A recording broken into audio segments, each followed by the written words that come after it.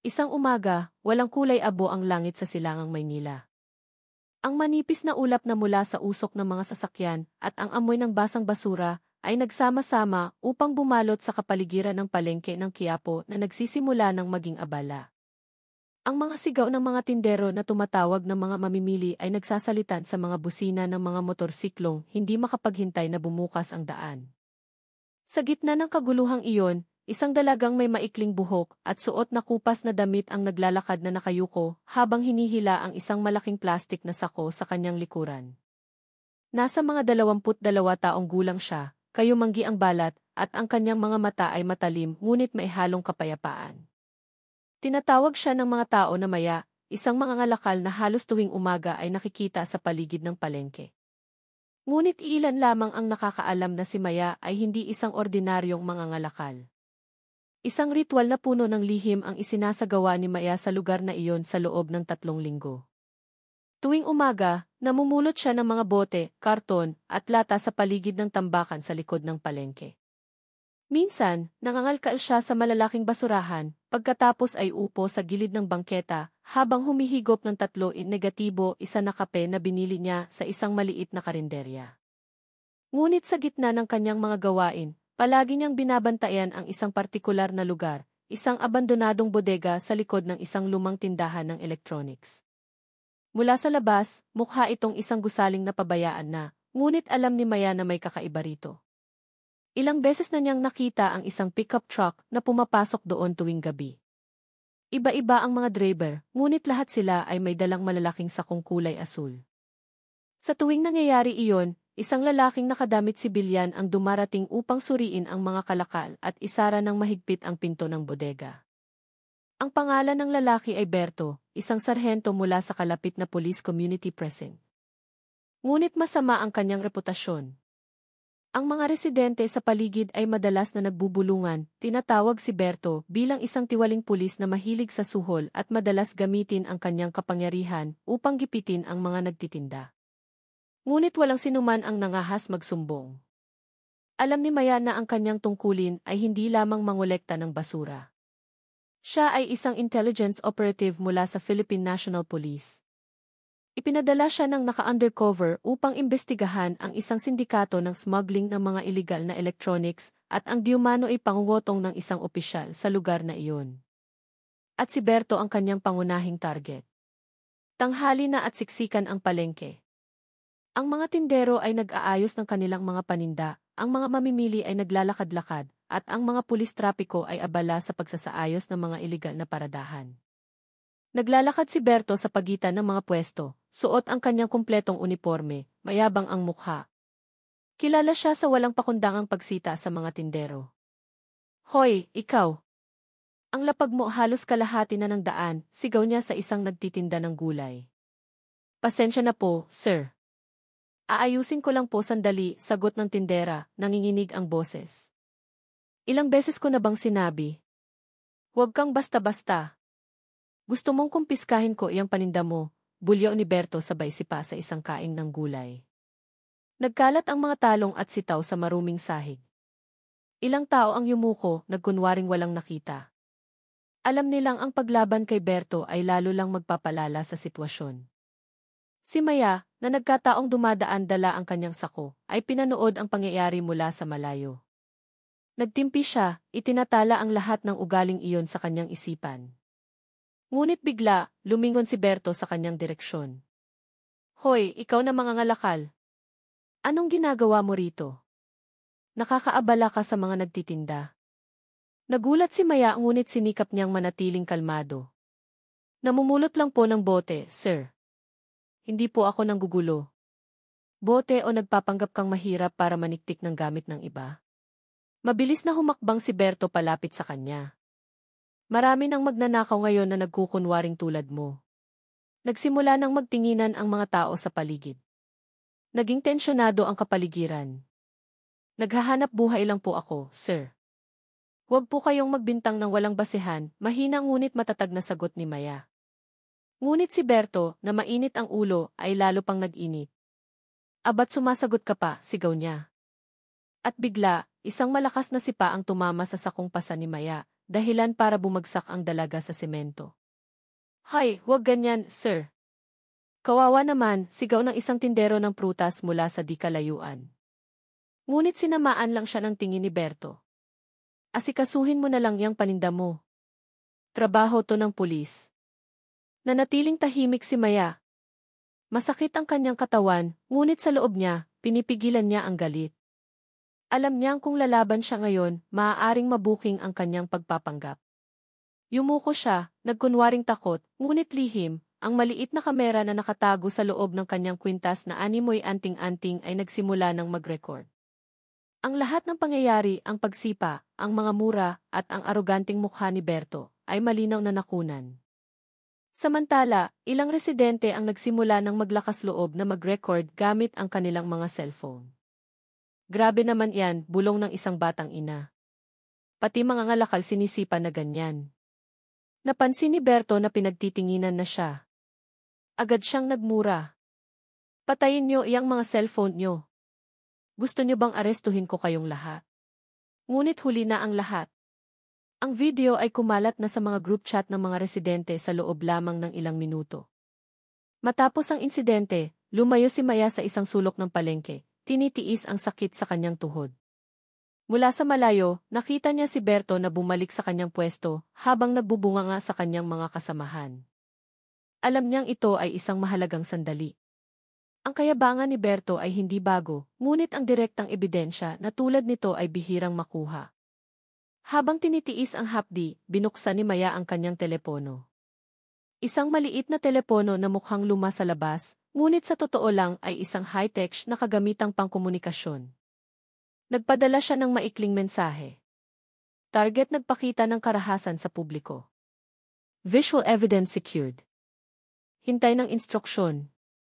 Ilang segundo lamang, dumating ang tugon mula sa isang kontak na nagngangalang David. Manatiling kalmado. Huwag kumprontahin. Mag-focus sa bodega ngayong gabi. Naka-standby ang surveillance team. Huminga ng malalim si Maya. Sa kanyang puso, ipinagdasal niya na matapos na sana ang operasyong ito. Ngunit alam din niya na ang misyon na ito ay hindi pag-aanong kalaki. Mayroon pang mas malaking sikreto sa likod ng bodegang iyon. At sa likod ng katauhan ni Berto na tila magaspang sa labas, mayroong mas maruming laro ng pera na hindi inaakala ng mga tao. Dumating ang gabi. Ang ulan ay mahinang bumuhos, binabasa ang aspalto. Ang palengke ng Quiapo na kaninang maingay ay ngayon ay tahimik na. Ang mga ilaw sa mga pwesto ay patay na. Tanging ang liwanag na lamang mula sa isang kapihan sa dulo ng eskinita ang natitira. Dahan-dahang naglakad si Maya dala ang kanyang walang lamang sako, nagkukunwaring nagtatrabaho pa rin. Ngunit ang kanyang mga hakbang ay patungo sa likod ng palengke, sa lugar ng bodega na kanyang pinaghihinalaan. Naghintay siya sa likod ng isang lumang truck. Pinagmamasdan ang oras. 11:47 minuto ng gabi, isang puting pickup truck ang dumating. Dalawang lalaki ang bumaba, binuksan ang likurang pinto at ibinaba ang malalaking sakong kulay asul. Mula sa loob ng bodega, may lumabas na isang taong nakasuot ng itim na kapote. Berto, bilisan niyo. Huwag nang magtagal, malakas niyang sabi. Kalma lang, boss. Ligtas ang mga gamit, sagot ng isa sa mga lalaki. Pinatalas ni Maya ang kanyang pandinig. Inactivate niya ang recording device sa kanyang kwintas. Bukas ng umaga ibibigay ko ang pera. Boss, yung kita ngayong linggo, huwag nang ipaalam pa. May balita raw na naghihinala na ang headquarters. Hayaan mo sila. Hanggat nakakatanggap sila ng parte, ligtas tayo, mahinang tumawa si Berto. Napigil ni Maya ang kanyang hininga. Ang mga salitang iyon ay sapat ng ebidensya na si Berto ay hindi lamang sangkot sa karahasan, kundi pati na rin sa korupsyon at smuggling. Bigla, isang boses mula sa kanyang likuran ang halos magpalundag sa kanyang puso. Anong ginagawa mo rito? Isang lasing na parking attendant ang tumingin sa kanya nang may pagdududa. Uy, mga ngalakal ka, di ba? Bakit gabi ka na nandito pa? Mabilis na sumagot si Maya, opo, kuya. Naghahanap lang ng bote. Ngunit sa kasamaang palad, ang kanilang mga boses ay sapat na malakas upang makuha ang atensyon mula sa direksyon ng bodega. Isang flashlight ang umilaw. Sino yan? Sigaw ni Berto mula sa malayo. Tumakbo si Maya. Kumabog ang kanyang puso. Alam niyang kung mahuhuli siya ngayon, hindi lang ang misyon niya ang mabibigo, kundi pati ang kanyang buhay ay maaaring mapahama. Habulin! Huwag ninyong patakasin. Ang tunog ng mga yabag at sigaw ay humahabol sa kanyang likuran. Lalo pang lumakas ang ulan. Madulas ang bangketa. Tumawid si Maya sa kalsada, pumasok sa isang makipot na eskinita sa pagitan ng mga siksikang bahay. Tumatakbo siya nang hindi lumilingon. Nahulog ang kanyang sako, basa ang kanyang buhok. Si Berto at ang dalawa niyang tauhan ay sumunod, may dalang mga flashlight at batuta. Nakita ko siyang pumasok dito. Alam ni Maya ang lugar na iyon dahil sa loob ng 3 linggo ay minapa niya ang bawat daan palabas. Tumawid siya sa isang maliit na eskinita malapit sa isang moske, pagkatapos ay tumalon sa isang kawayang bakod at nagtago sa likod ng isang kariton. Papalapit na ang tunog ng mga yabag. Humihingal siya. Nasaan na siya? Sigaw ni Berto. Hindi ko alam, sir. Parang papunta sa moske kanina. Pinigil ni Maya ang kanyang hininga. Dumaan ang ilaw ng flashlight ilang sentimetro lang mula sa kanyang mukha. Tinakpan ng ulan ang tunog ng kanyang kumakabog na puso. Matapos ang ilang minuto, lumayo ang mga yabag. Naglakas loob lamang siyang lumabas ng tahimik na ang lahat. Nanginginig ang kanyang katawan. Kinuha niya ang telepono mula sa bulsa ng kanyang pantalon at mabilis na nagpadala ng mensahe. Muntik na akong mahuli. Lokasyon ng bodega kumpirmado. May iligal na kargamento. Kailangan ng backup agad. Ang malakas na ulan ay bumuhos sa palengke ng Quiapo ng gabing iyon. Ang mga ilaw sa poste ay sumasalamin sa mga natipong tubig, lumilikha ng mga nanginginig na anino sa basang bangketa. Ang tunog ng kulog ay paminsan-minsang dumadagundong na para bang nagbibigay ng babala na ang gabing ito ay hindi magiging payapa. Nakaupo si Maya sa loob ng karinderya ni Aling Nena, nagkukunwaring tulad ng dati. Kupas na damit, pantalong may butas sa tuhod, magulong buhok, at pagod na mukha. Ngunit sa ilalim ng kanyang lumang jacket, isang maliit na recording device at earpiece ang nakatago. Target kumikilos na, mahinang sabi ni David sa kanyang tainga. Puting pick-up papunta sa lokasyon. Ang team natin ay nasa posisyon pero huwag ka munang lumapit. Tiningnan ni Maya ang basag na relo sa kanyang pulso. 11:12 ng gabi. Dahan-dahan siyang tumango. Sige, naka-standby ako sa Point E. Kapag dumating si Berto, lalapit ako. Ang ulan ay patuloy na bumuhos, nagdaragdag sa tensyon ng gabi. Mga 15 minuto ang lumipas. Isang pickup ang huminto sa harap ng abandonadong bodega na matagal ng target. Mula sa sasakyan, 2 lalaki ang lumabas dala ang malalaking sakong kulay asul. Hindi nagtagal, lumitaw si Berto na may dalang itim na payong at mukhang balisa. Bilis! Ayokong may makakita sa atin ngayong gabi, malakas niyang sabi. Kalma lang, sir. Ligtas ang mga gamit. Pero kailangan nating magmadali. May balita raw na may naghahanap-hanap sa bodegang ito. Sino? Matalim na tingin ni Berto. Isang babaeng mangangalakal daw. Kamukha nung sinipan niyo nung nakaraan. Biglang tumayo ng tuwid si Berto. Nanliit ang kanyang mga mata. Siya na naman. Matagal na akong naghihinala sa kanya. Samantala, mula sa layong mga 30 metro, nakayuko si Maya sa likod ng isang pader na yero, sumisilip sa isang maliit na butas. Ang mikropono sa kanyang jacket ay nire-record ang bawat salitang lumalabas sa bibig ni Berto.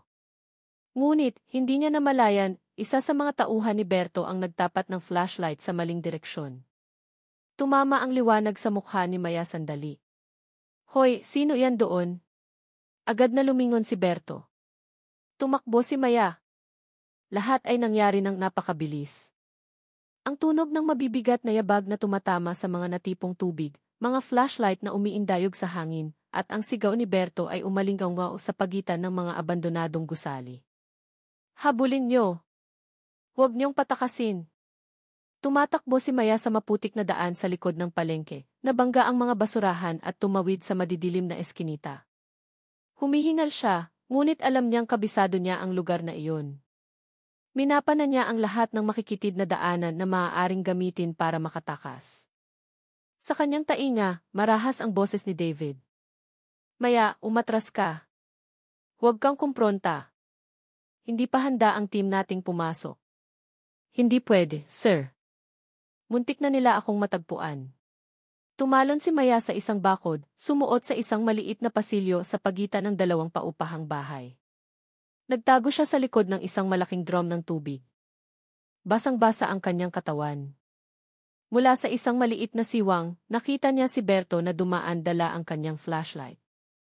Galit na galit ang mukha nito. Ngunit sa pagkakataong ito, hindi nag-iisa si Berto. May dala siyang baril. Naghintay si Maya hanggang sa lumayo ang mga yabag ni Berto, pagkatapos ay dahan-dahang lumabas.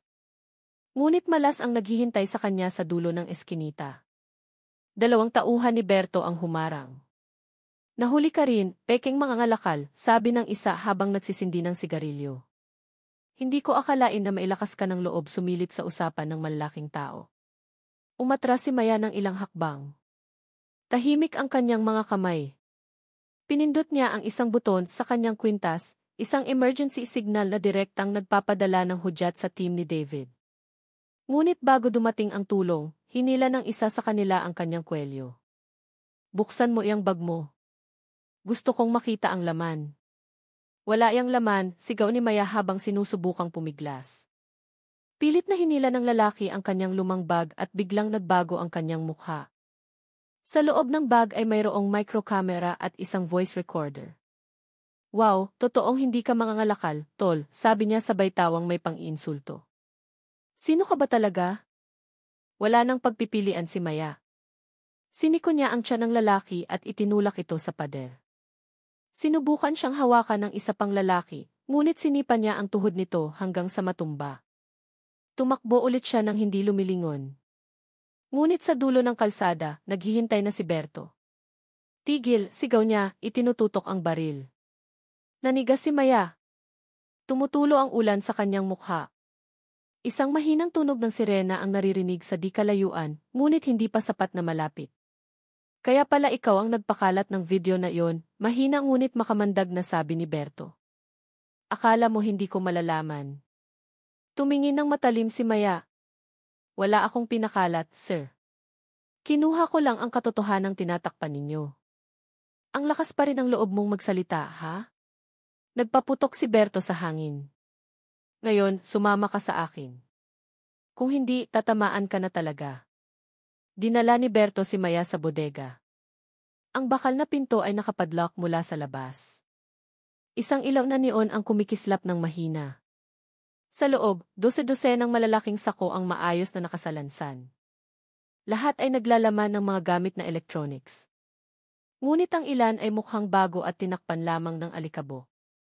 Mga smuggled na gamit, mahinang bulong ni Maya. Itinulak siya ni Berto sa isang bakal na upuan. Ngayon, sagutin mo ako ng tapat. Sino ka? Intel. Mamamahayag? O inutusan ka ng sino? Naghahanap buhay lang po ako, sir. Huwag mo akong lokohin, sigaw ni Berto sabay suntok sa mesa. Nanatiling tahimik si Maya. Sa kanyang isipan, alam niyang ang oras ay nasa panig niya. Naipadala na ang emergency signal. Tiyak na papunta na ang team. Ngunit lalong nagwala si Berto. Akala mo takot ako. Maraming tao sa itaas ko na mas marumi pa rito.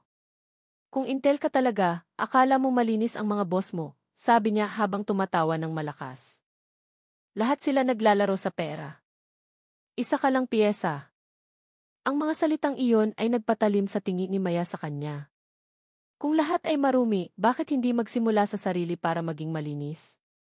Lumapit si Berto, isang dangkal na lang ang layo ng kanyang mukha. Dahil sa mundong ito, ang malinis ang laging tinatapakan. Ang marumi ang umaangat sa pwesto. Itinaas niya ang kanyang baril. Bigla, isang malakas na tunog ang narinig mula sa labas ng bodega. Pulis! Taas ang kamay, walang kikilos. Isang malaking ilaw ang tumago sa siwang ng pinto. Nagulat si Berto, agad na lumingon. Sinamantala ni Maya ang pagkakataon. Sinipa niya ang upuan patungo kay Berto kaya't nahulog ang baril nito. Nag-agawan sila ng arma sa madulas na sahig.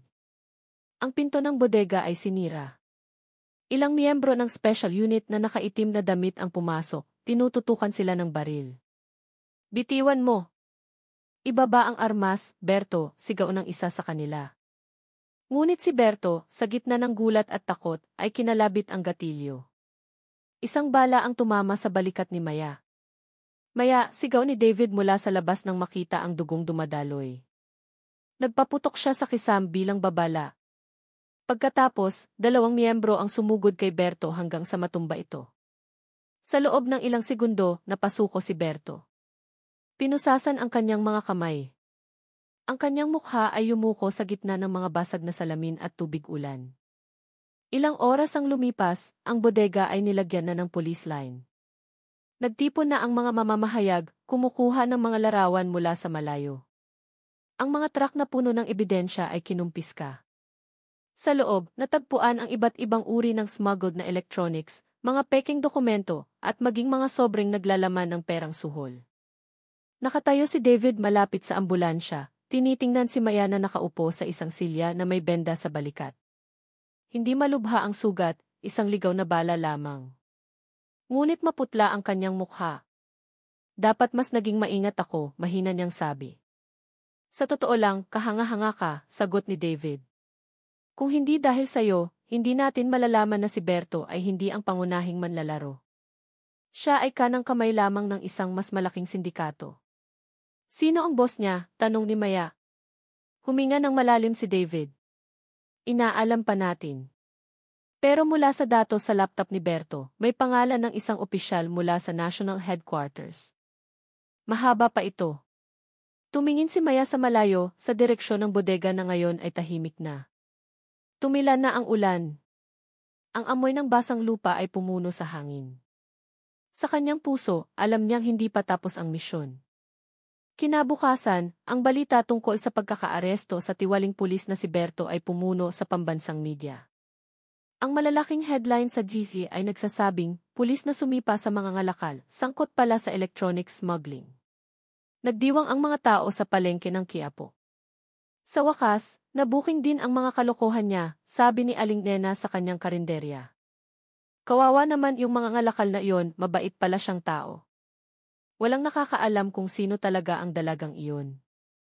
Sadyang itinago ng pulisya ang kanyang pagkakakilanlan. Sa opisyal na ulat, tinawag lamang siyang isang tiki witness. Nakaupo si Maya sa sulok ng isang inuupahang bahay. Masakit pa rin ang kanyang balikat, ngunit abala ang kanyang isipan sa mga tala sa kanyang kamay. Isinulat niya, operasyon, unang yugto, kumpleto. Pangunahing target, nahuli. Indikasyon ng korupsyon na kinasasangkutan ng mataas na opisyal. Ebidensya ipinadala sa headquarters. Isinara niya ang maliit na kwaderno, pagkatapos ay bahagyang ngumiti. Ngunit hindi nagtagal ang ngiting iyon dahil nag-vibrate ang kanyang telepono. Isang mensahe mula sa hindi kilalang numero. Akala mo si Berto lang ang nag-iisa. Tumingin ka sa likod mo ng mabuti, Maya. Nanigas si Maya. Tumingin siya sa paligid ngunit walang sinuman. 2 linggo na ang nakalipas mula nang mahuli si Berto. Ang panahon sa Maynila ay nananatiling pabago-bago.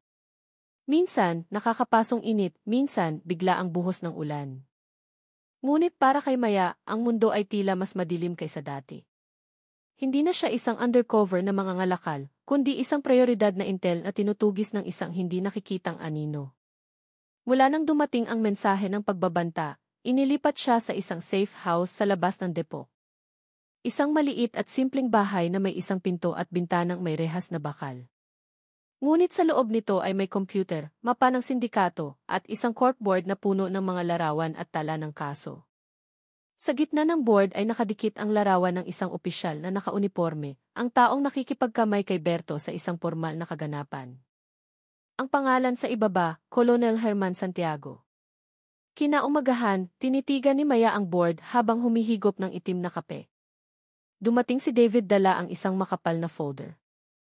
Ito ang resulta ng investigasyon mula sa Internal Affairs, sabi niya habang umuupo. Herman Santiago, pinuno ng logistics unit sa Camp Crame. Ang taong ito ay may access sa lahat ng kumpiskadong gamit at sa pagbili ng mga kagamitang elektroniko ng pulisya. At may direkta siyang koneksyon kay Berto. Ibig sabihin, ang sindikato ng smuggling ay maaaring kontrolado mula sa loob mismo ng institusyon, mahinang sabi ni Maya. Tumango si David. Si Berto ay tagapamagitan lang sa labas. Si Santiago ang nag-aayos ng distribusyon at ng mga suhol. Natahimik sandali si Maya. Kung totoo yan, ang kasong ito ay hindi lang tungkol sa isang tiwaling opisyal. Ito ay tungkol sa sistema. Tiningnan siya ni David. Kaya nga kailangan nating mag-ingat. Maraming koneksyon si Santiago, kahit sa mas mataas na antas. Kung malaman niyang kumikilos ka pa rin, maaari kang mawala bago mag-umaga. Matagal na tinitigan ni Maya ang folder. Kung ganoon, kailangan kong makapasok mismo sa kanyang inner circle. Paano? Tanong ni David. Sa pamamagitan ng pagiging isang taong mapagkakatiwalaan niya. Ilang araw ang lumipas, nagbago ng husto si Maya. Ang kanyang buhok ay mahaba at tuwid na, malinis ang kanyang mukha, at maayos ang kanyang pananamit, tulad ng isang staff sa opisina. Hindi na siya mukhang mangangalakal, kundi isang batang empleyado ng gobyerno. Gamit ang bagong pagkakakilanlan bilang Rani Premswari, tinanggap siya bilang isang freelance assistant sa logistics department kung saan nagtatrabaho si Santiago. Lahat ay dahil sa isang key insider na lihim na kontrolado ni David. Ngunit, ang pagpapanggap na ito ay mas mapanganib. Isang maliit na pagkakamali ay maaaring maging dahilan para siya ay mabuking. Sa kanyang unang araw sa opisina, pinagmasdan niya si Santiago mula sa malayo. Ang lalaki ay nasa mga 50 taong gulang, may maayos na bigote, nakadamit ng formal at may malamig na aura ng otoridad. Kapag nagsasalita siya, lahat ay yumuyuko. Mahigpit si Sir Santiago, bulong ng isang katrabaho, pero sobrang tapat daw sa mga nakatataas. Medyo may mga racket lang sa labas, kung naiintindihan mo. Ngumiti lang ng bahagya si Maya. Naiintindihan niya. Sa loob ng ilang linggo, nagsimulang pagkatiwalaan si Maya. Inatasan siyang ayusin ang data ng mga pumapasok at lumalabas na kagamitang elektroniko, mga printer, laptop, communication devices. Ngunit mula sa mga digital na dokumento na kanyang sinuri, maraming hindi pagkakatugma. Ilang mga device ang nakatalang sira at kinumpiska, ngunit sa katotohanan ay hindi kailanman ipinadala sa central warehouse. Sa tuwing magtatanong siya, iisa lang ang sagot na nakukuha niya, utos na nakatataas. Isang gabi, nang lahat ay nakauwi na, nagpa siya si Maya na manatili sa opisina. Nagkunwari siyang nag-o-overtime, ngunit sa totoo lang ay kinokopya niya ang data mula sa computer ni Santiago papunta sa isang lihim na flash drive. Bigla, bumukas ang pinto ng kanyang silid. Nagtatrabaho ka pa, Rani? Ang malalim na boses na iyon ay nagpakilabot sa kanya. Nakatayo si Santiago sa pintuan, may hawak na brown folder. Ah, opo, sir. Inaayos ko lang po yung report para sa procurement noong nakaraang buwan. Pumasok si Santiago, dahan-dahang lumapit. Masipag ka pala. Bagong empleyado pero mabilis matuto. Gusto ko ang mga ganyang klase. May kung anong laman ang tono ng kanyang boses na nagpa-alerto kay Maya. Salamat po, sir. Ginagawa ko lang po ang trabaho ko. Magaling. Pero mag-ingat ka. Dito sa lugar na to, masyadong maraming mata ang sumisilip sa buhay ng iba. Tinapik niya ang balikat ni Maya at lumabas. Ngunit bago umalis, lumingon siya at ngumiti ng bahagya. Kung may kailangan ka, dumiretso ka sa akin. Huwag kang dumaan sa iba. Pinigil ni Maya ang kanyang hininga. Alam niyang nagsisimula ng pansinin siya ni Santiago. Ilang araw ang lumipas, nagkaroon ng gintong pagkakataon si Maya. Inutusan siyang samahan si Santiago sa isang bodega sa Valenzuela upang suriin ang isang bagong kargamento ng mga communication devices. Sa biyahe, mas naging palagay si Santiago. Nagkwento siya tungkol sa kanyang nakaraan sa pulisya, tungkol sa katapatan at sa presyong dapat bayaran para sa posisyon. Alam mo ba, Rani, sabi niya habang naninigarilyo sa kotse, sa institusyong ito, hindi ka aangat sa ranggo dahil sa idealismo. Ang koneksyon, yan ang mahalaga.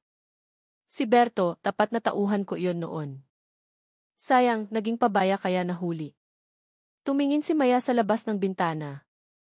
Narinig ko po yung kaso niya, sir. Sangkot daw sa smuggling. Tumawa ng bahagya si Santiago.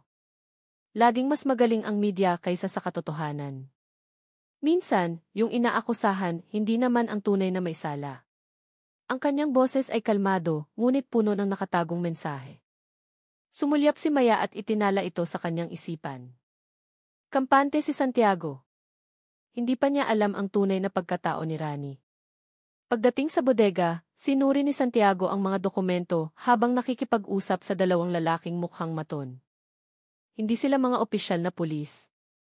Sa paraan ng kanilang pagsasalita, malinaw na sila ay mga tagalabas, marahil ay bahagi ng lumang network ni Berto. Ang kargamento ngayong linggo sa lumang ruta dapat dumaan, sabi ng isa. Kung gagamitin ang bago, malaki ang panganib, sir. Mabilis na sumagot si Santiago. Naayos ko na. Maluwag ang pagbabantay ngayon. Huwag kayong mag-alala. Nagkunwari si Maya na nagtatala sa kanyang clipboard, ngunit lihim na nakaon ang maliit na recorder sa kanyang ballpen. Pumirma si Santiago ng ilang papeles at nag-abot ng isang makapal na sobre sa isa sa mga lalaki. Ipamahagi sa mga istasyon gaya ng dati. Lahat ay malinaw na na-record. Ngunit nang palabas na sila, tiningnan ng isa sa mga lalaki si Maya nang may pagdududa. Bagong empleyado, no? Parang pamilyar ang mukha. Ngumiti si Maya ng magalang. Baka po nakita niyo na ako sa headquarters. Nanliit ang mga mata ng lalaki. Alainan. Siguro nga. Alam ni Maya na ang tingin na iyon ay hindi lang ordinaryong pagdududa. Matapos ang pagbisita, unang umuwi si Santiago. Nagkunwari si Maya na may naiwan siyang gamit, ngunit sa totoo lang ay naghihintay siya sa sasakyang ipinadala ng team ni David. Ngunit sa parking lot may tumawag sa kanya. Rani. Lumingon si Maya. Ang lalaking nagduda kanina ay nakatayo sa di kalayuan, may sigarilyo sa kamay. Naalala ko na. Hindi ka bagong empleyado. Nanigas si Maya. Anong ibig ninyong sabihin? Noong araw na yon, nakita kita sa palengke ng Quiapo. Ikaw yung sinipa ni Berto, di ba? Parang huminto ang daloy ng dugo sa kanyang mga ugat. Bago pa makapagsalita muli ang lalaki, sinipa ni Maya ang tuhod nito at tumakbo patungo sa likurang bakod. Isang putok ng baril ang narinig. Tumama ang bala sa bakal sa kanyang tabi. Tumakbo siya patungo sa sasakyan ng team ni David na kararating lang. Bilis! Alam na nila kung sino ako, sigaw niya. Mabilis na umalis ang sasakyan, iniwan ang bodega sa likuran. Ngunit alam ni Maya na ang pagkakakilanlan ni Rani ay nabuking na.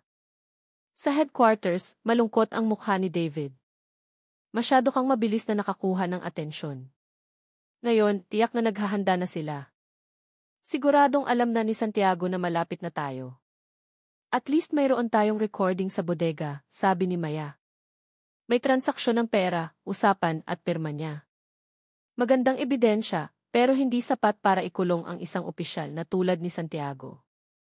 Kailangan natin ng ibang testigo. Nag-isip sandali si Maya. Paano kung si Berto? Umailing si David. Ayaw magsalita ni Berto.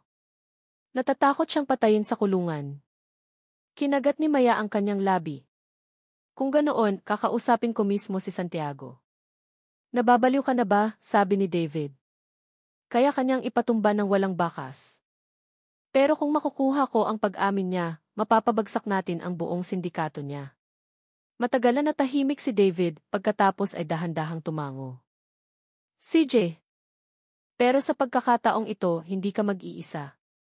Ilang araw ang lumipas, nagpadala si Maya ng mensahe kay Santiago gamit ang isang pribadong linya. Isinulat niya na alam niya ang tungkol sa transaksyon sa bodega at kailangan nilang mag-usap ng personal. Maikli ang tugon ni Santiago.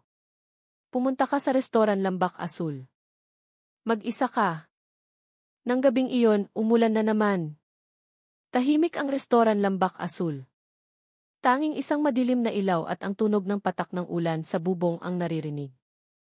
Nakaupo si Santiago sa isang sulok, tinitingnan si Maya na dumating suot ang isang kulay abong jacket. Matapang ka rin, no? Bihira ang isang tauhan na magyaya sa akin ng ganito. 3 araw matapos ang patibong sa restoran Lambak Asul, biglang naging tensyonado ang kapaligiran sa headquarters ng Intel team. Lahat ay mukhang pagod, ngunit ang kanilang mga mata ay puno ng pag-ingat. Mula nang matanggap ang voice recording ni Santiago, sunod-sunod ang pressure mula sa mga nakatataas. Nagdudulot ng gulo ang kasong ito, sabi ni David na may mabigat na boses habang nakatingin sa report board sa kanyang harapan. May utos mula sa itaas na ipagpaliban ang investigasyon. Dahilan, hindi sapat ang ebidensya. Si Maya, na nakaupo sa isang sulok, ay hawak ang isang tasa ng kape, ngunit hindi ito iniinom. Ipagpaliban? Matapos ang lahat ng nakuha natin? Tiningnan siya ni David. Alam mo naman, Maya. Hindi ordinaryong tao si Santiago. May mga koneksyon siya sa politika. Baka natatakot silang madawit ang maraming pangalan sa kasong ito. Dahan-dahang tumayo si Maya. Kung ayaw gumalaw ng sistema, ako na ang gagawa. Ayokong masayang ang lahat ng sakripisyo. Huminga ng malalim si David. Alam kong matigas ang ulo mo. Pero sa pagkakataong ito, huwag kang padalos-dalos.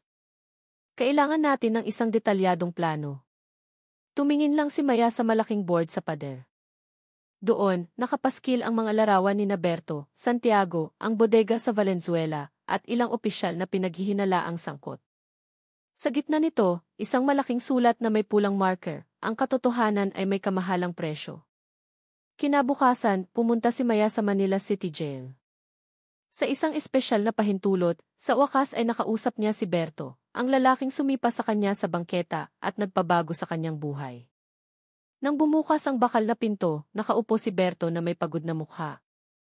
Magaling na ang sugat sa kanyang pisngi, ngunit ang kanyang mga mata ay naglalaman pa rin ng malalim na pagsisisi. Dumating ka rin pala, mahina niyang sabi. Umupo si Maya sa kanyang harapan. Kailangan ko ang tulong mo, Berto. Ikaw lang ang makakapagdugtong sa lahat ng piraso. Matagal siyang tiningnan ni Berto. Para saan? Para mas mabilis akong mamatay? Kung mananahimik ka, mananatiling malaya si Santiago. Isa ka lang piyesa sa larong ito. Hanggang kailan mo hahayaang sisihin ka sa isang bagay na hindi mo sinimulan? Yumuko si Berto, ipinikit sandali ang kanyang mga mata. Akala ko noon magaling ako. Kaya kong maglaro sa magkabilang panig. Pero ginamit lang pala ako. Kung ganoon, tulungan mo kami, matatag na sabi ni Maya. Para malaman ng lahat kung sino ang tunay na utak. Huminga ng malalim si Berto. May isang flash drive. Laman noon ang data ng mga money transfer at komunikasyon sa pagitan ng mga istasyon. Pero hindi ko hawak. Itinago ito ng taong pinagkakatiwalaan ko, si Cardo. Nagtatrabaho siya sa pantalan sa North Harbor. Tiningnan siya ng matalim ni Maya. Mapagkakatiwalaan pa ba siya? Dahan-dahang tumango si Berto. Kung babanggitin mo ang pangalan ko, maiintindihan niya. Nang hapong iyon, naging kulay abo ang langit ng Maynila. Nagpunta sina Maya at David sa North Harbor gamit ang isang itim na sasakyan. Maingay ang pantalan, amoy ng diesel at tunog ng mga busina ang pumupuno sa hangin. Nakilala nila si Cardo, isang payat na lalaking may tatoo sa lig. Matapos marinig ang pangalan ni Berto, naging seryoso ang kanyang ekspresyon. Kung si Berto ang nag-utos, ibig sabihin mahalaga to, sabi niya habang tumitingin sa paligid. Pero kailangan niyong mag-ingat. Maraming mata rito. Hinila ni Cardo ang isang maliit na bakal na kahon mula sa ilalim ng isang mesa sa pagawaan, binuksan ito at inilabas ang isang pulang flash drive. Lahat ng ebidensya ng transaksyon sa loob ng 2 taon nandito. Pero mag-ingat kayo. Kapag nalaman ni Santiago na hawak niyo to, magpapadala iyan ng mga tao para mawala kayo. Nanginginig na tinanggap ni Maya ang flash drive. Salamat, Cardo. Nang paalis na sila, isang itim na kotse ang huminto sa dulo ng kalsada. 4 na lalaki ang bumaba, nakatakip ang mga mukha ng maskara. Bilis, sigaw ni David. Tumakbo sila patungo sa kanilang sasakyan. Isang putok ng baril ang umalinggaw-ngaw. Tumama ang bala sa isang drum at sa salamin ng isang truck. Natamaan si Cardo sa balikat, bumagsak. Sinubukan siyang hilahin ni Maya, ngunit malakas siyang hinila ni David. Tinamaan na siya. Kailangan nating umalis. Lumingon si Maya at nakita si Cardo na nakahandusay sa sahig. Dumadaloy ang dugo. Ngunit sumigaw pa si Cardo. Huwag niyo silang hayaang manalo, Maya. Mabilis na umalis ang kanilang sasakyan, papalayo sa pantalan. Isang sirena ang maririnig sa di kalayuan. Nang gabing iyon sa headquarters, binuksan ni David ang data sa flash drive. Sa screen, lumitaw ang daan-daang Excel files na may mga tala ng transaksyon, pangalan ng mga opisyal, at mga numero ng offshore bank accounts. Ito na ang gintong ebidensya, mahina niyang sabi. Kung balido ang data na ito, hindi na makakaila si Santiago. Tumango si Maya, ngunit biglang kumislap ang ilaw sa silid at namatay sandali. Nang bumalik ito, isang kakaibang mensahe ang lumitaw sa screen ng kanilang laptop. Akala niyo mananalo kayo? Agad na tumayo si Maya. Alam niyang hawak na natin ang data. Mabilis na nag-type si David, ngunit isa-isang nabubura ang mga file sa screen. Shit, may remote access. May nag-leak ng posisyon natin mula sa loob. Tumingin si Maya sa paligid ng silid. Sino ang huling nag-access sa network? Isang miyembro ng team na si Marco ang yumuko, kinakabahan. Akala ko utos na nakatataas na magpadala ng kopya. Hinampas ni David ang mesa. Marco, alam mo ba na binigyan mo sila ng daan para makapasok? Nanginginig si Marco. Hindi ko po alam, sir. May opisyal na email na may logo ng Akala ko totoo. Tiningnan siya ng matalim ni Maya. Nasa unahan na natin sila ngayon. Kailangan nating ilipat ang data bago mawala ang lahat. Agad na inalis ni David ang flash drive at isinilid ito sa kanyang panloob na bulsa. Punta tayo sa isang media outlet. Kung ayaw makinig ng institusyon, hayaan nating malaman ng publiko. Gabi na sa expressway patungo sa sentro ng lungsod. Tahimik ang daan. Ngunit mula sa salamin, dalawang sasakyang walang plaka ang sumusunod sa kanila. Binilisan ni David ang takbo. Sumusunod sila. Isang putok ang narinig, tumama sa likuran ng kanilang sasakyan. Yumuko si Maya habang inihahanda ang kanyang baril. Huwag kang hihinto. Itutok mo sa kanang lane. Umikot-ikot ang kanilang sasakyan sa trapiko. Malakas ang tunog ng mga gulong. Isa sa mga humahabol na sasakyan ang bumangga sa isang harang at nasunog. Ngunit ang isa pa ay sumusunod pa rin. Ako na ang bahala, sabi ni Maya. Binuksan niya ng bahagya ang bintana at pinaputukan ang gulong ng kalaban. Nawala ng kontrol ang sasakyan, umikot at bumangga sa isang poste. Sumulyap si David kay Maya. Baliw ka, pero gusto ko yan. Sa wakas ay nakarating sila sa parking lot ng isang news network. Ngunit bago bumaba, huminga ng malalim si David. Kung mabigo tayo, dito na magtatapos ang lahat. Tumango si Maya. Kung mananahimik tayo, mas marami pa ang mamamatay. Isang senior journalist na nagngangalang Isabel ang tumanggap sa kanila na may tensyon sa mukha. Matapos makita ang data sa flash drive, agad niyang naintindihan ang laki ng panganib. Kung totoo ito, hindi lang si Santiago ang tatamaan. Maraming malalaking pangalan dito, sabi niya. Kaya kami lumapit sa'yo, sagot ni Maya. Kailangan malaman ng mundo bago mabura ang lahat. Tumango si Isabel. Isasahin papawid natin ito ngayong gabi sa live streaming. Pero kailangan mong maging handa. Pagkatapos nito, hindi ka na makakapagtago. Tumingin si Maya sa kamerang nakaset up sa kanyang harapan. Ayos lang. Ang katotohanan ay hindi dapat pinaghihintay. Ilang minuto lang, nagsimula na ang broadcast. Lumitaw ang mukha ni Maya sa mga screen sa buong Pilipinas.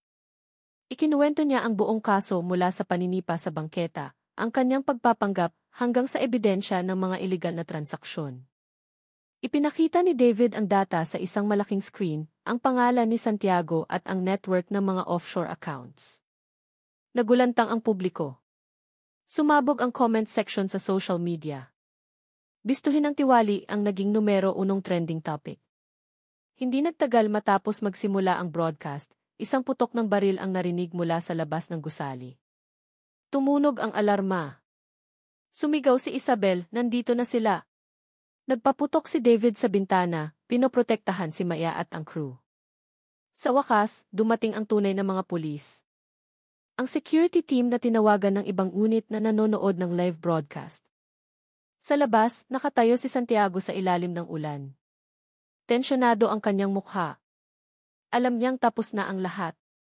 Ngunit nang palibutan siya ng mga pulis, inilabas niya ang kanyang baril at sumigaw, "Lahat kayo mga ipokrito. Akala niyo mas malinis kayo sa akin." Isang huling putok ang narinig. Binaril ni Santiago ang kanyang sarili. Bumagsak ang kanyang katawan sa gitna ng ulan. Ang dugo na humalo sa tubig ay umago sa aspalto. Ilang araw ang lumipas, ang balita ng pagkamatay ni Santiago ay pumuno sa mga D-screen. Dose-dosenang opisyal ang inimbestigahan. Nabuking ang malawakang smuggling ng mga kagamitan at suhulan. Nakaupo si Maya sa isang maliit na hardin sa likod ng headquarters, suot ang isang kupas na brown na jacket. Dumating si David, dala ang 2 tasa ng kape. Alam mo ba, mahinang sabi ni David, kung hindi dahil